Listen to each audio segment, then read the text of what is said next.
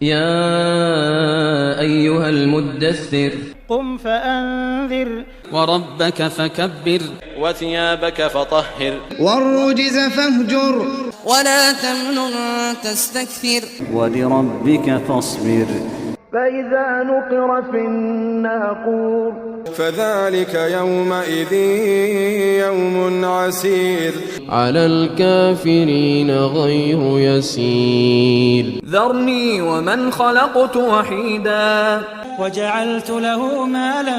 ممدودا وبنين شهودا ومهدت له تمهيدا ثم يطمع أن أزيد كلا إنه كان لآياتنا عنيدا سأرهقه صعودا إنه فكر وقدر فقتل كيف قدر ثم قتل كيف قدر